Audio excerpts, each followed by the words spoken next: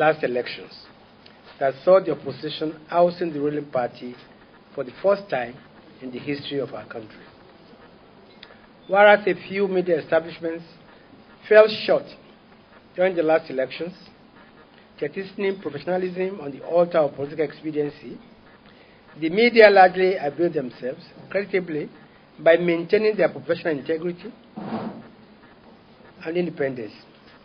When the history of that election is written, the media will occupy a prominent role for living true to their watchdog mandate.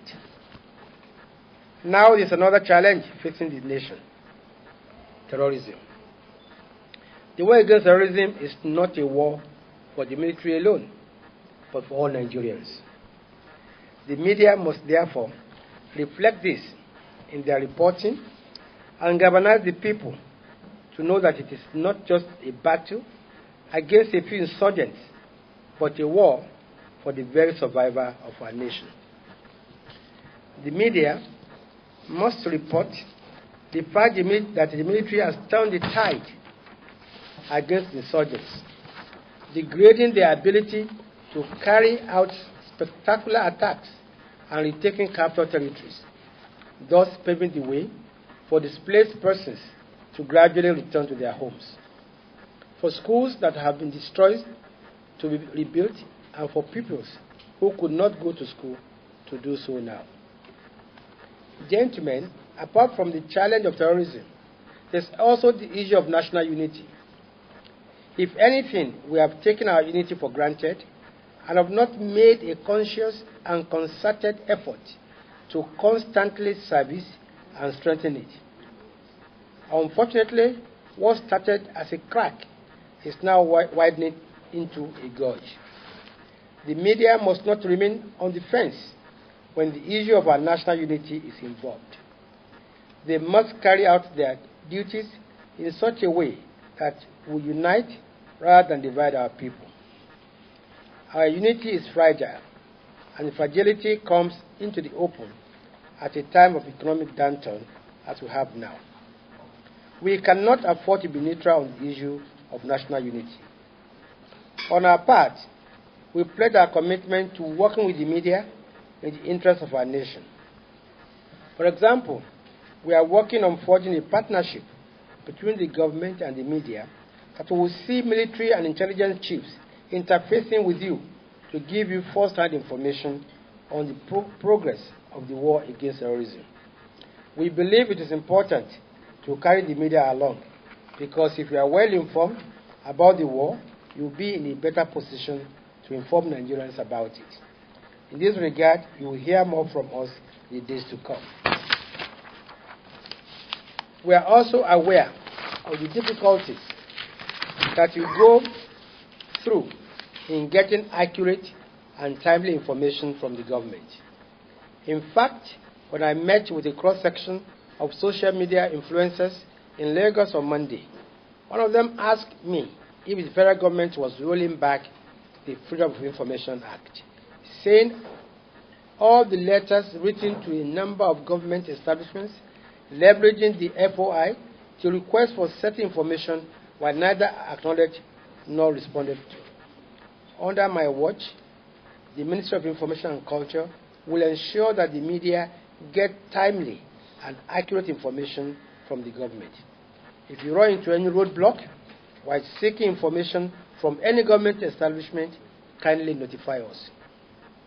Gentlemen, in the days ahead, the Ministry of Information and Culture, which I superintend, will be launching a major nationwide reorientation campaign to positively change the way we do things as Nigerians. In line with the change mantra of this administration, we will seek to positively change attitudes, values, and behaviors.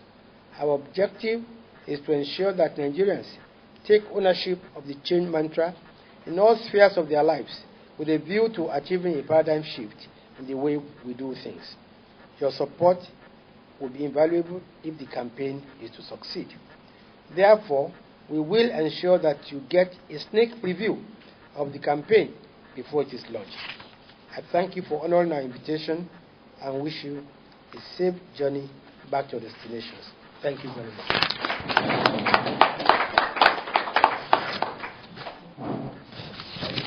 This is the opportunity to meet with you first time since your appointment as the Honorable Minister of Information and Culture of our dear country. I would like to use this opportunity on behalf of all Nigerian journalists, including those in the guild and award, congratulate you on your appointment as our minister. And we like to also pledge, as usual, our support for you in person and your office and the federal government of Nigeria, and indeed the whole of the Nigerian state. That brings to mind the issues you have raised in your short speech. Nigerian journalists are no doubt patriotic, just like every other Nigerian. And we have proven that times and times over.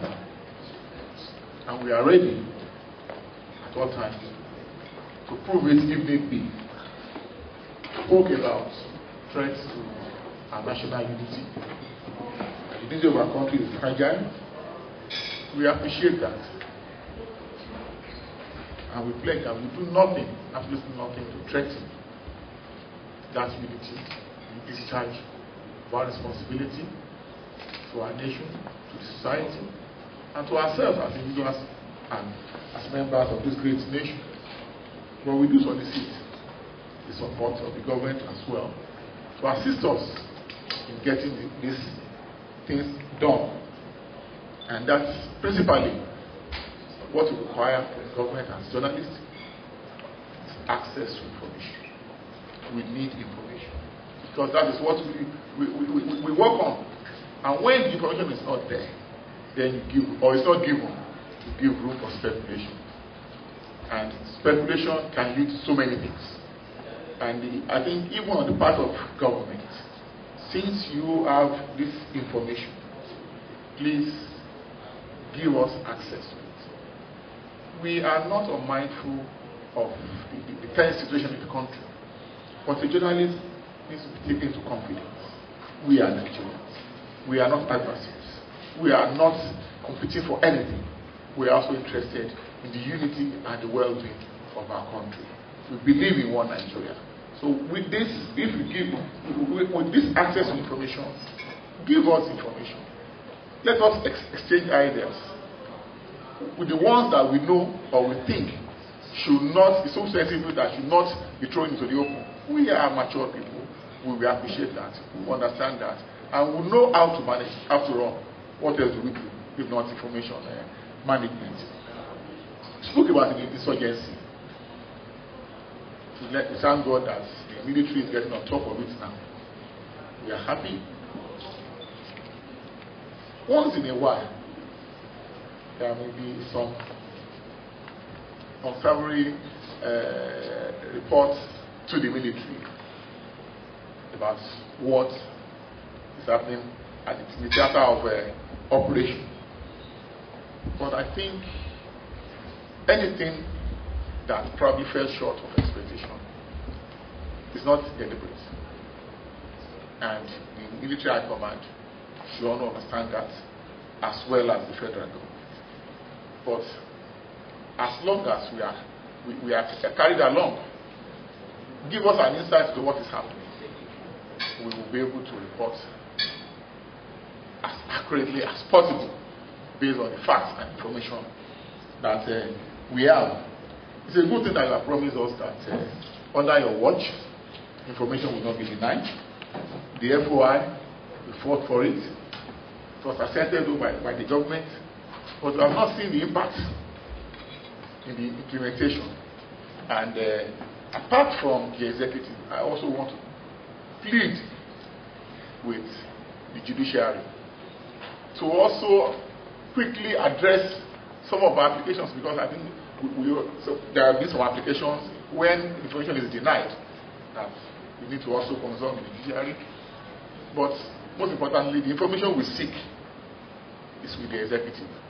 And I want to plead with the Honourable Minister to live up to this pledge that you will, under your watch, we will have access to information. Like I said, we are not irresponsible people who will know how to manage information. The ones that are sensitive, we are Nigerians who will manage it very well. The campaign, I promised that will soon be launched.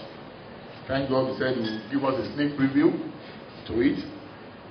We are willing and ready because we believe there is need for additional change in our country. And this government promised change. We are waiting. We are ready to be part of it.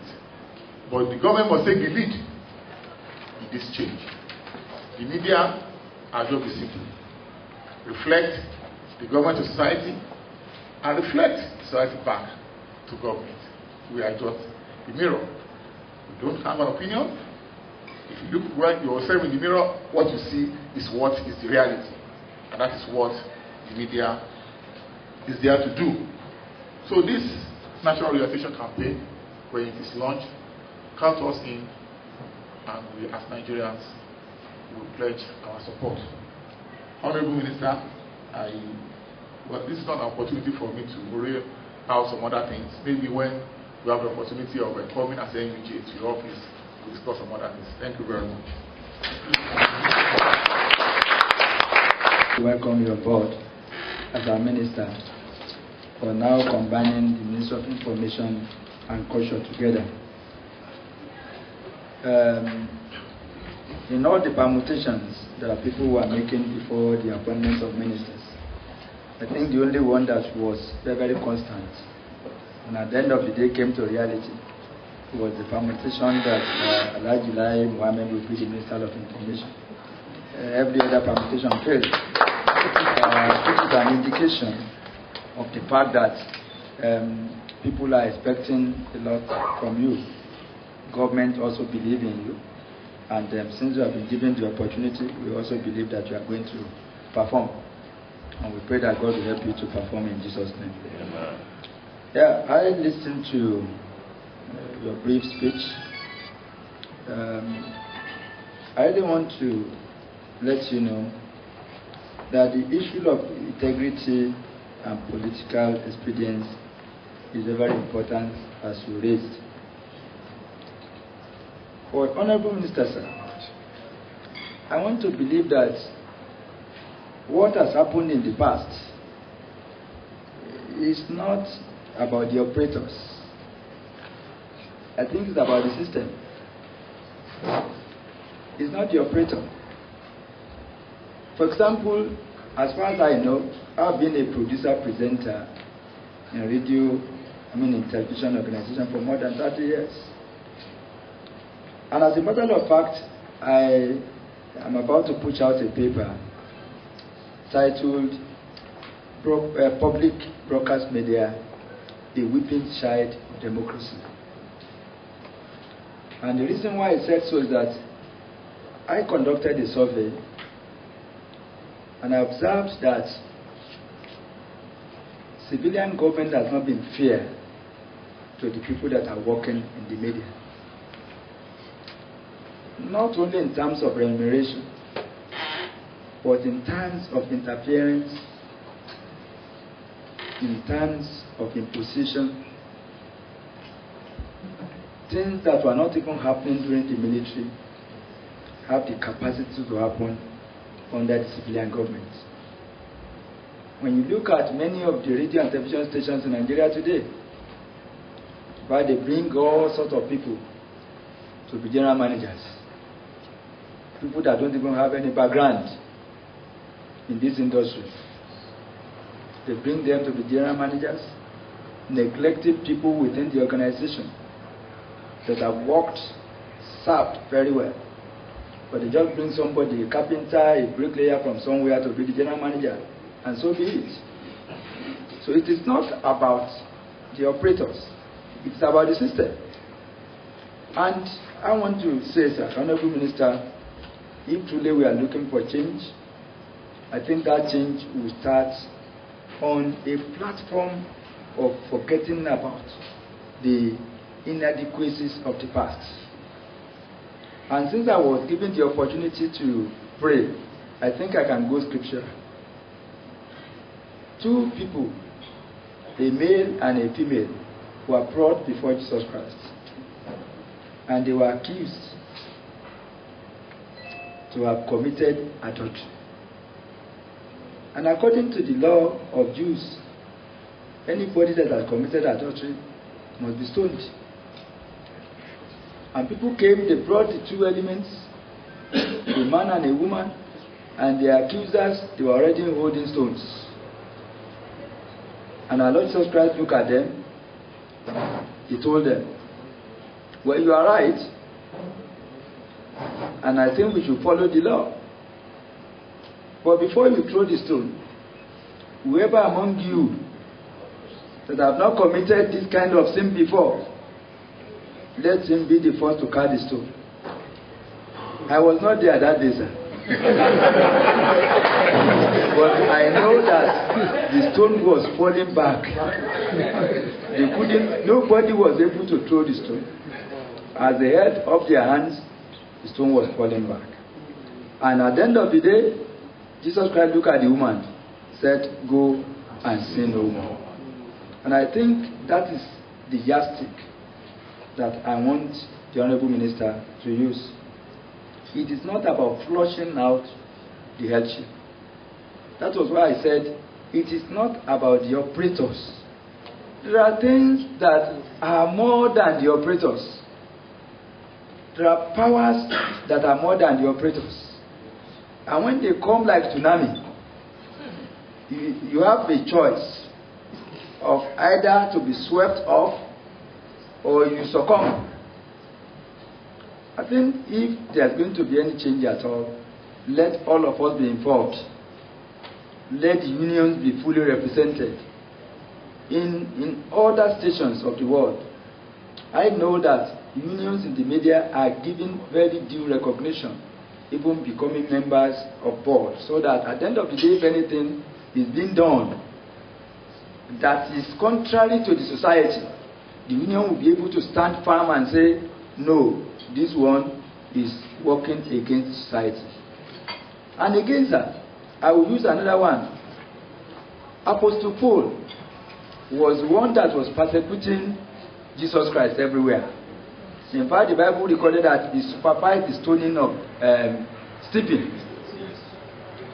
But when Jesus Christ met him, he happened to be the best and the one that has written the most populous epistles, almost 7 or even more than 7, and he became the one that was now evangelizing about Jesus Christ.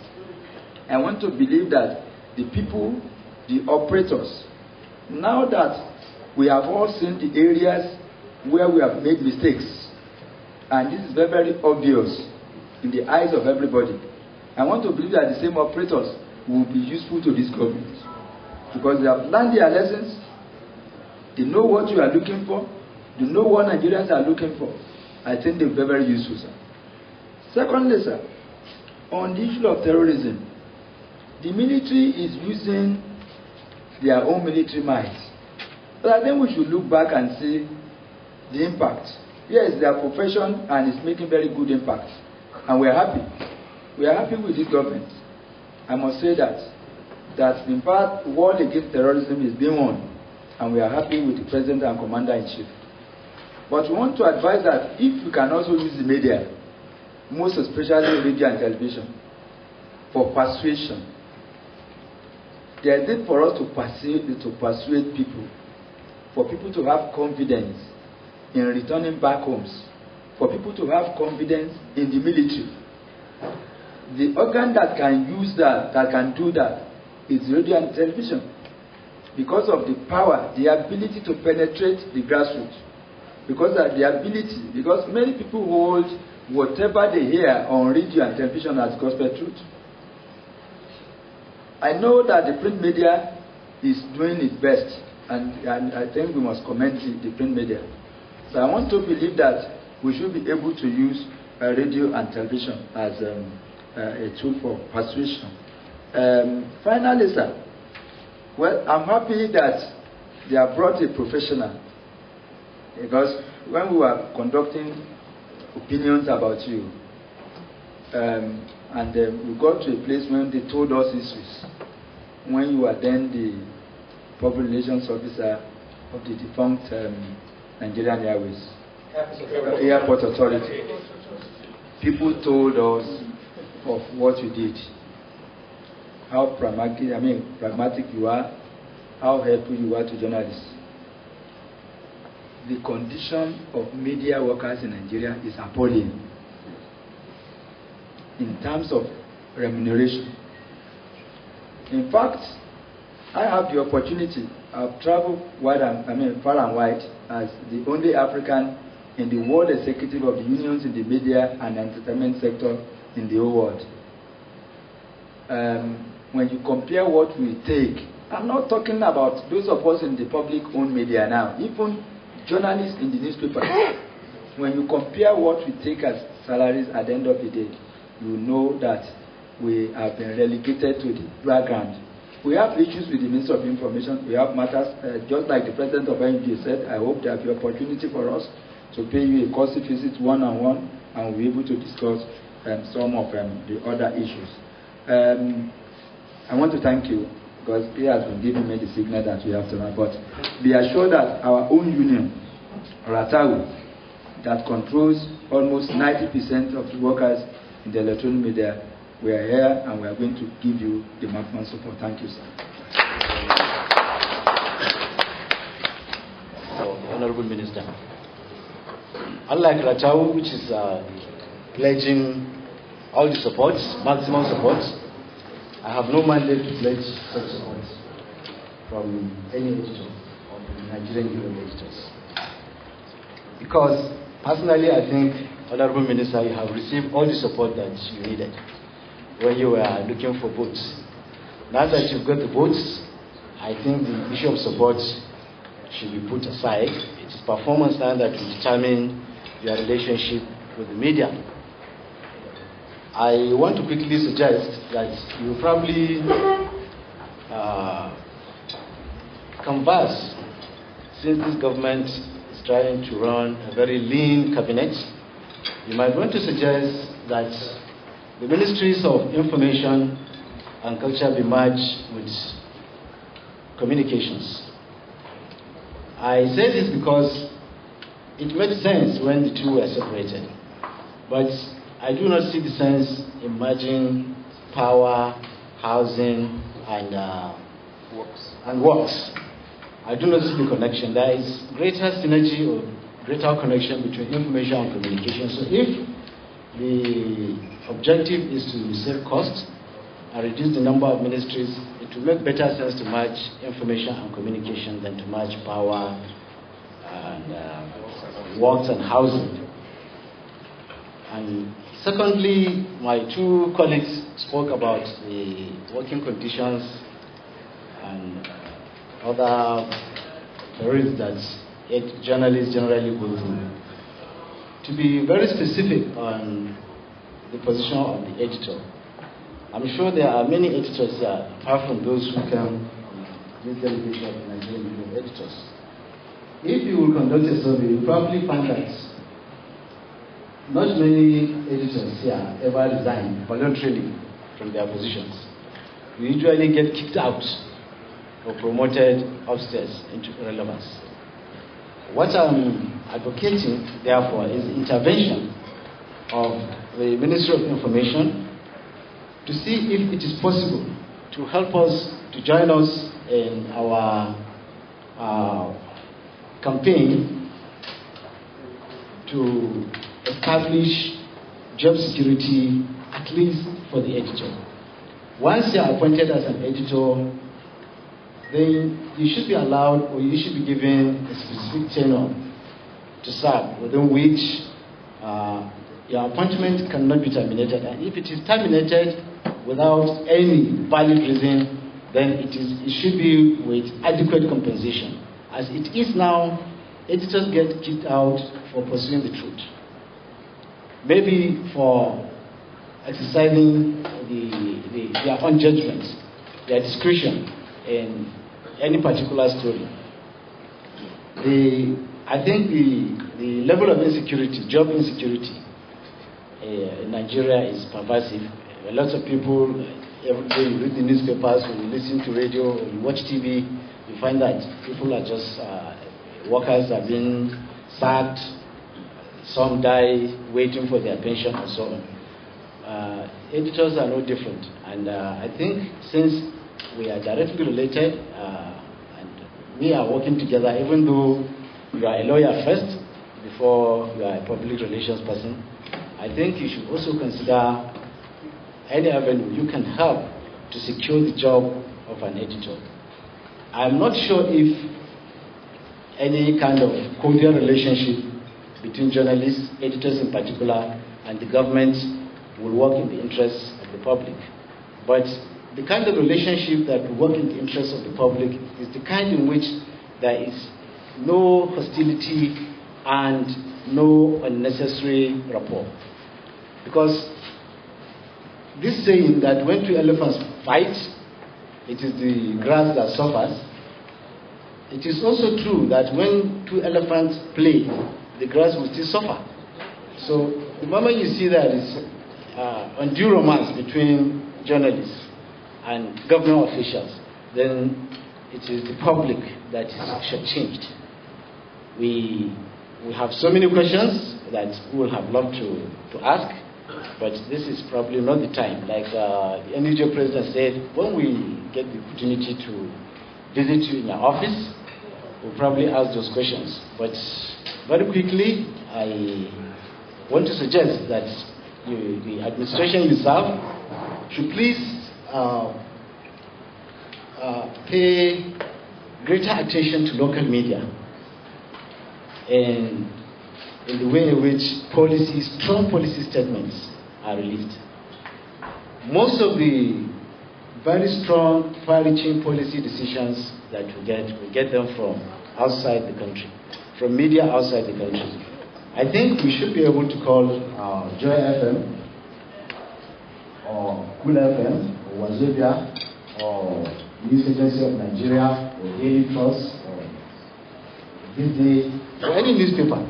And they release, because I've never had President of the United States, Barack Obama, for example, we are copying the presidential system of government. I don't think he has ever made policy statements affecting America in Europe or outside American soil.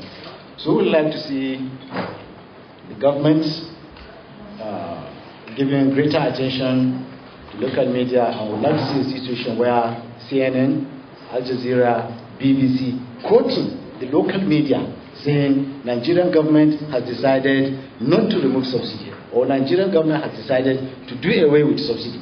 I think we will be more motivated that way if we are given that kind of privilege. Like I said, there are quite a few things that I would like to discuss with you, and we'll wait until the appropriate time. But in the meantime, I'd like to thank you so much for extending this invitation to us. Thank you so much. There is no doubt that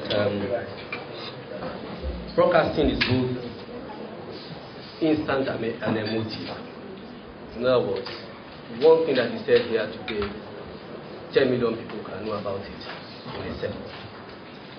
And therefore, the issue of how we as broadcasters will manage information is different from how other media will manage information. We are never speculating. If you have a visual that goes with a story, it's a visual that must be true. Dr. Hmic has spoken a lot about broadcasting.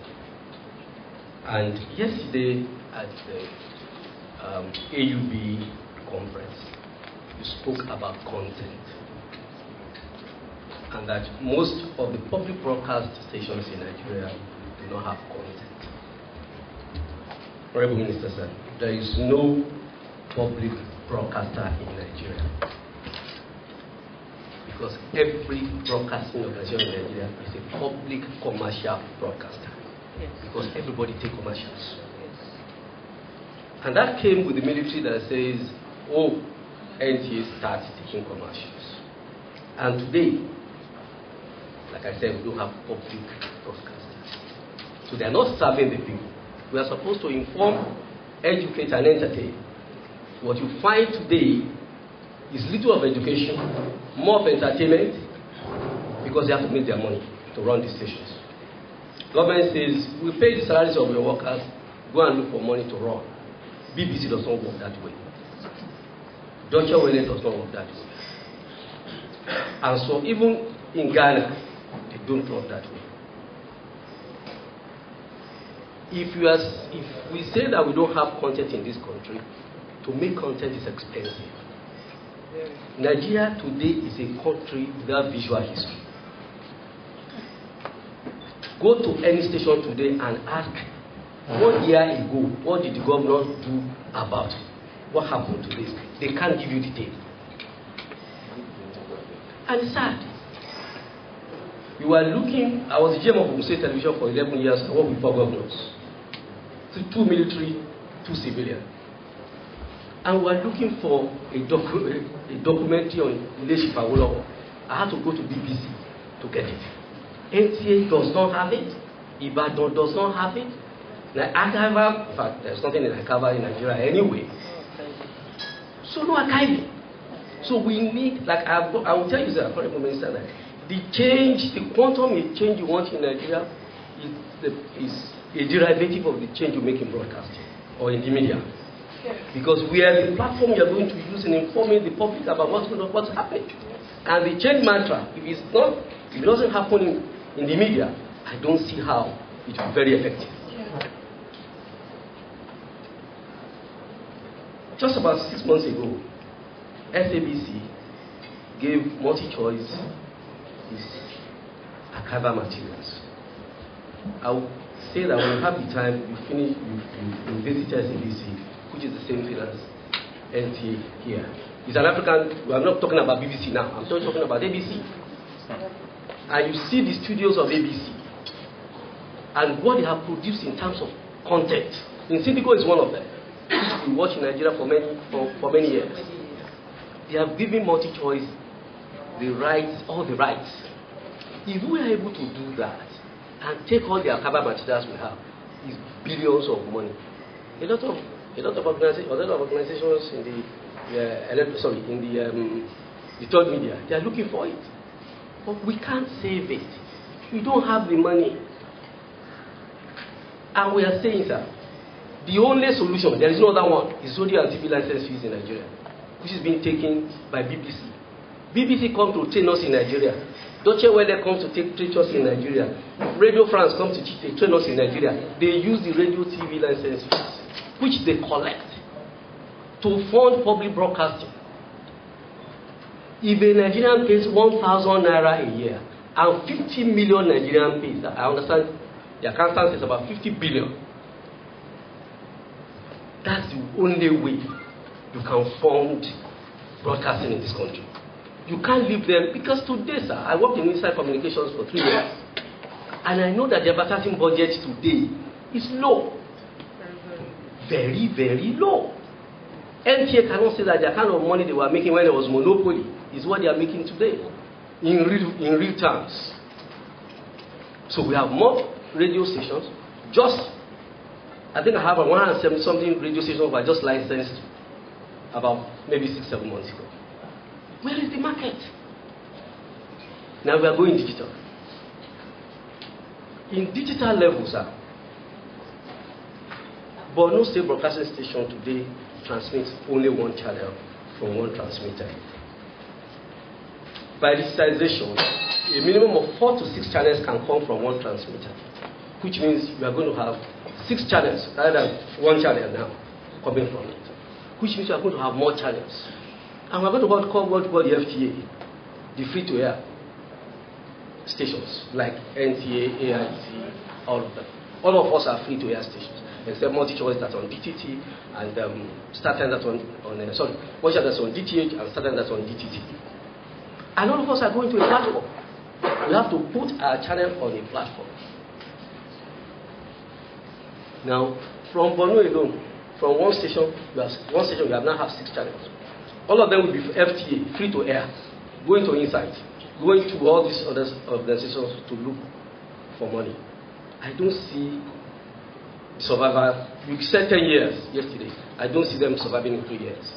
Post-digital, post-DSO. Because there will be no market. There will be no market. There will be no advertising to be able to accommodate those challenges that will come. And the first endangers are public, the government-owned stations. You go to some state government stations today, including NTA in some states, you think that they are bus hostels of primary or secondary schools. So we need a rethinking about how we want to do broadcasting. Because it's the first point of call. Today, everybody's here. They go there. After scripts, they go and shoot. After shooting, they go and do editing. And at the end of the day, that's why there is no station in Nigeria that has documentary. So they should be able to write. For instance, if you have spent 6 months or so in government, there should be a documentary now. What has happened in the last 6 months? Right. Where's the money? The professionals are there. I can tell you, sir, they are there. But so this government has to have a rethink on how you want to fund broadcasting. Telling them, government will fund 50% salaries and it's going to do for money for them. Well, you don't get anything out of it. When Yemisi also has spoken about the CEOs. I think we have to take the South African model of how the board and the CEOs of these other organizations are appointed. It's very, very instructive. We'll talk about it in details when we meet. I want to thank you. Also support you with your campaign message, and our role is to ensure that we get to the people of Nigeria. We also ask you, sir, that we believe that there should be Society of Nigerian Broadcasters, which we sent it to the National Assembly last year, but they couldn't complete the reading, and because that's the only profession, sir. Like my brother here, UJ, will tell you when they meet. It's the only profession in the world, in Nigeria today, that there's free entry and free exit. We need professional people, so that if you have a case about somebody as an individual, the NBC law today only punishes the organization. It does not punish the practitioner. It doesn't happen in law. It doesn't happen in accountancy. It doesn't happen in engineering. I want to thank you very much, sir. Thank you very much. I think it was last year, after we were elected, at the workshop, I made a statement. It was a UN workshop, and I charged the journalists there. By the way, I'm a Nigerian. I'm a major stakeholder in Nigeria. I'm Igbo, I'm married to a Yoruba man, I went to school in the night. And so I'm one of those who will ensure that Nigeria does not break. And I made that statement at that workshop, and I said, how many of us will be Christian and poor if war breaks out in Nigeria?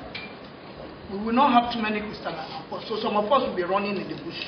And I said they should go to the southeast and ask. They were journalists during the Biafran War. Most of them didn't have a job. And after that statement, the UN women formed a partnership with NAWATCH they called it Promoting Women's Engagement in Peace and Security in the Northeast. But I want to charge the Ministry of Information to take it a step further, because we're all focusing on the Northeast. But I see pockets of trouble in every region. My Igbo brothers have started something that we're calling a joke. Boko Haram started as a joke.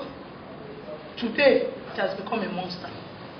And so when we see pockets of trouble, if you are going to Nasarawa Benue, you find the castle rustlers, the farmers have their pockets of trouble. And I'm asking that as a woman, apart from being a journalist, I'm a mother, I'm a wife. And I'm a beautiful woman. So if there is war, there will be rape. And I don't want to be raped. So I'm asking as a stakeholder that we go a step further, engage women in the peace process. Not just in our watch. Women, the market women leaders. We can talk to them. Now what offers is services in the Northeast. We're doing it. We started just prayer and that peace process. The Ministry of Information can take ownership of this. Because I always say, if the UN stops its funds, where will Nigeria be? So we can take ownership of this and start to engage women, especially the women in the rural areas. I used to think it was only women in the north that listen to the radio. But recently I move around Nigeria a lot, and I see that even in Yoruba land, you see them with radio in the morning. Thank God for Chinese phones. Most of them listen to that radio, religiously. So we should take ownership and make use of the radio. In fact, for me, I've worked with NAN for 25 years, and I've asked FRCM to give NAWOJ, maybe 3 months training. All of us, whether you are in print media and radio broadcasting, because I've seen that is the medium of the future for Nigeria. And then there's another thing I want to talk about. Safe School Initiative. I don't have access to the president, sir. Well, since I have access to you, I need you to take that message to the larger body. Safe School Initiative. Almost every school here in Nigeria, whether in the Northeast or elsewhere, is not safe. Secondary schools, the kind of drugs you find in some of our secondary schools is alarming. I hear children talk about drugs I never heard of in my life. I've been head of health and gender desk for a long time in NAM, and I used to think I knew a lot about drugs. But these days I hear children in secondary school, JS3, SS, talk about some drugs that were never seen. This Boko Haram thing, as far as the Hmic is concerned, I don't know, I've not done any research. I think it's majorly about drug use. Because for anybody to take his own life, I'm not sure it's ordinary. So we need to start looking at our schools and see. We start from the drug use. Then we look at other issues, whether it's cultism, whether it's subtle bullying, where children, a child in a Grange pays 2.8 million, was beaten by his colleagues in junior secondary school to a point of coma. The boy was hospitalized for 3 months. Those are kids beating each other to coma. So we need to look into our schools, sir. I don't want to take too much of our time.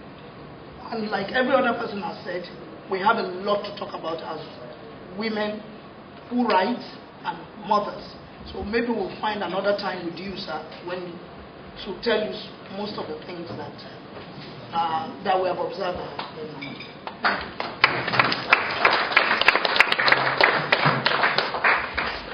Very popular area among our young ladies, university students.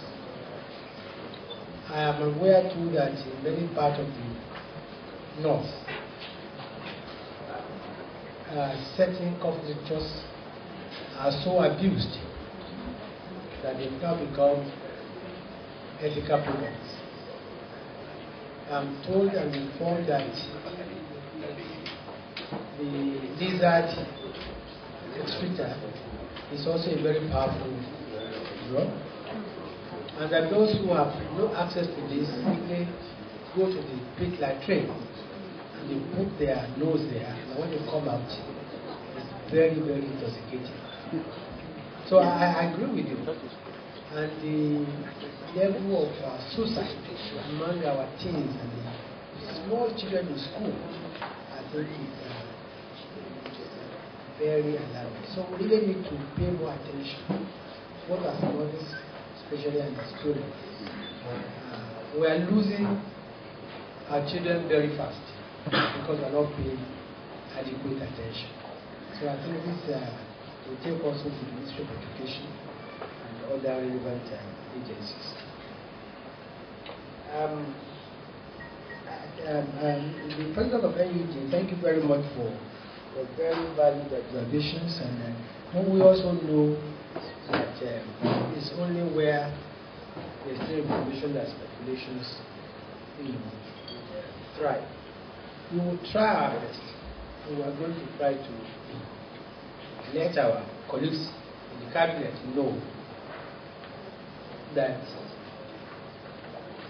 the media are partners. They are as patriotic as we are.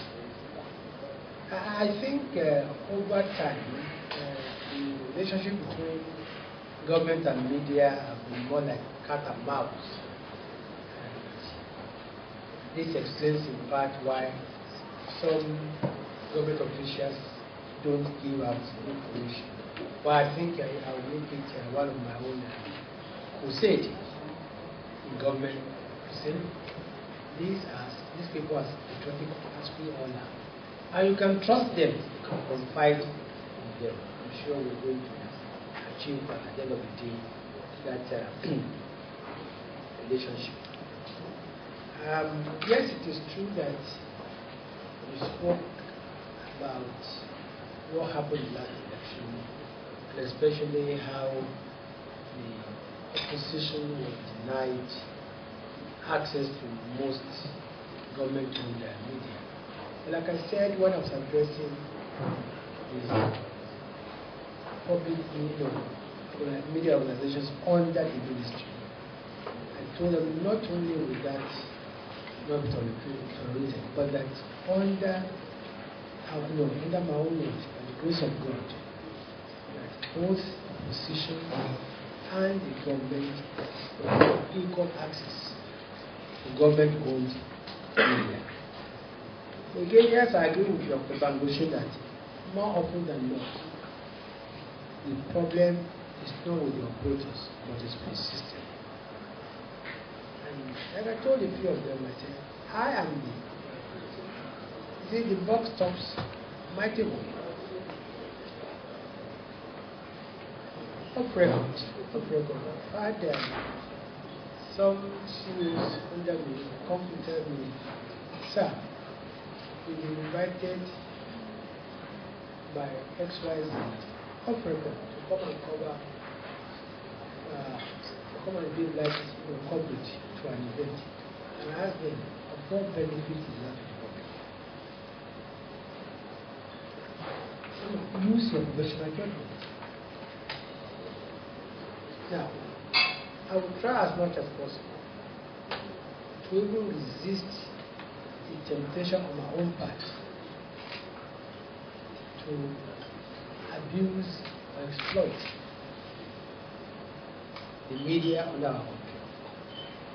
You see, you can't preach fairness when you're not fair yourself.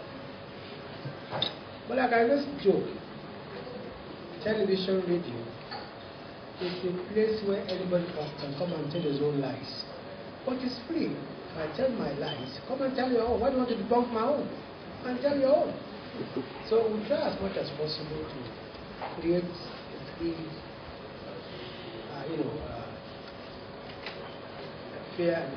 and level playing ground for everybody. But that does not absolve also our operators. You see, more often than not, if the operators have the courage also, they can also convince their political masters as to the danger of using exclusively the media for their own agenda. I think it's about professionalism, and yes, it's tough. And that's what life is all about, challenges. Many of us in our earlier career, we face this kind of stuff. By the end of the day, I think your boss will respect you more for your independence, for your professionalism than for you just to be paying eye service. But we, in the grace of God, try to revive the credibility of all the public media. Yes, it is true that we should not relegate to the background our local media, and as much as possible, groundbreaking information should be released in local media, and we should be the source for CNN and BBC. This I try to canvass among my cabinet colleagues, and I will try to also talk to my colleagues in the presidency that this will help and boost the quality of our our media. We hope we succeed in that endeavor. Another issue we want to talk about is the issue raised by Dr. Van about carrying the union along. I think it's, to me, it's part of buying of the buy-in. If a government wants to succeed, I think it helps a lot when you carry the major stakeholders along.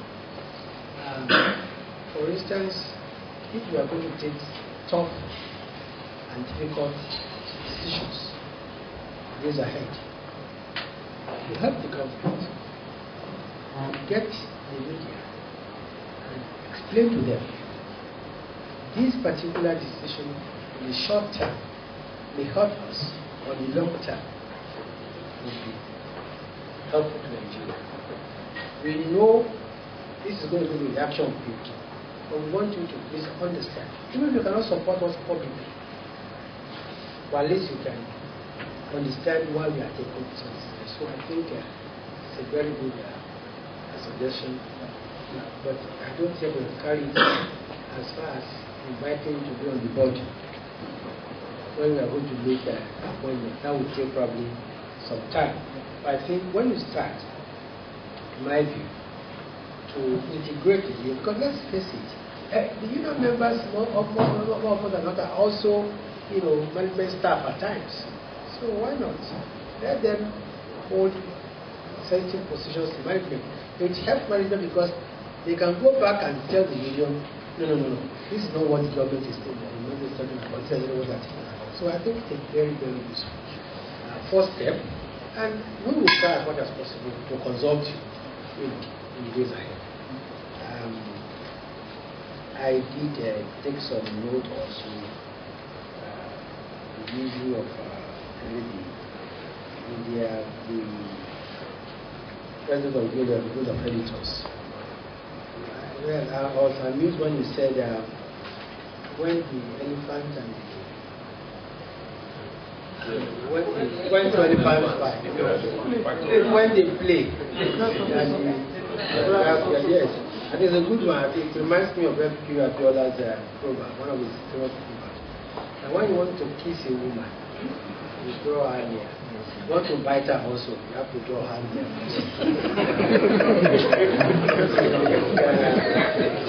So, I can understand, but I think there can be a lot of respect, mutual understanding. And you see, each of us will have different mandates.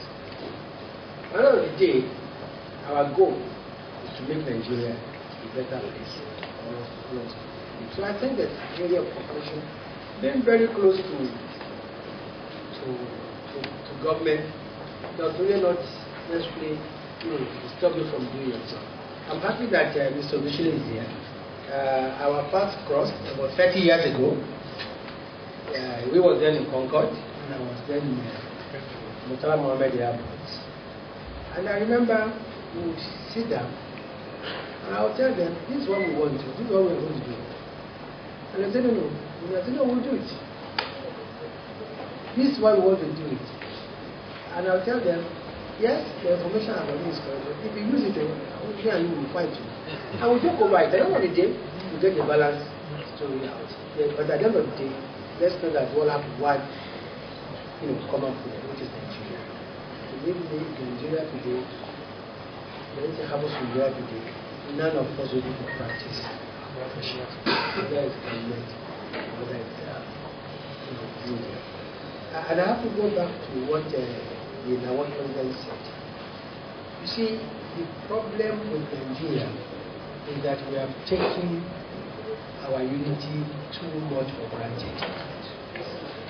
Our unity is very, very fragile. But in the era of prosperity, we try to, we pretend and we forget that this unity must be worked upon every time. I remember this popular saying that one day the great Zik called, the former Premier of the National Assembly and said, let's forget our differences and work together. To understand the world, let's understand, respect our differences and work together.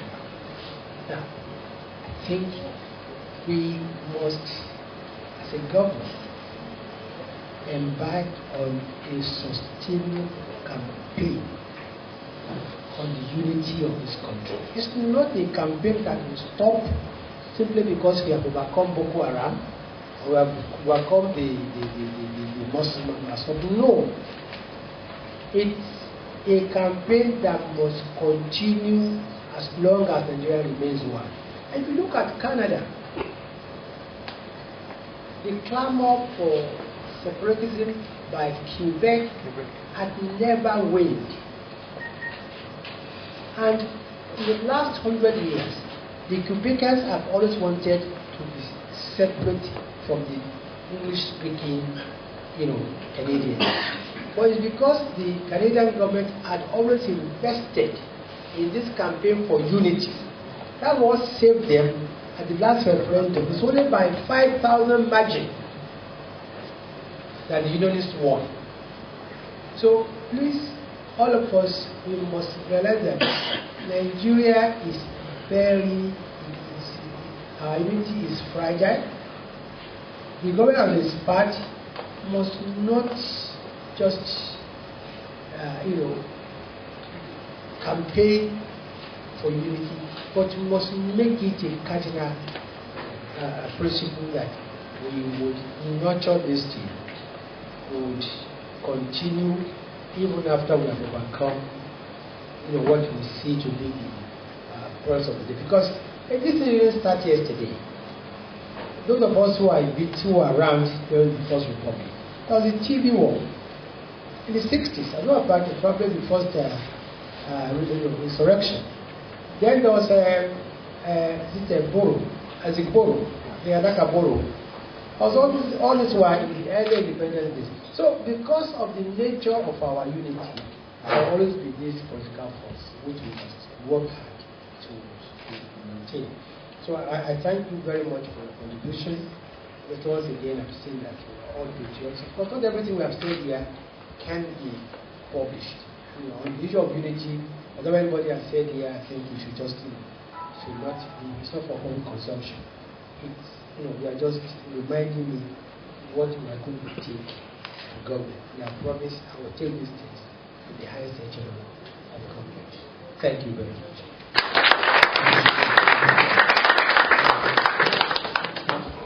Thank you, Honorable Minister.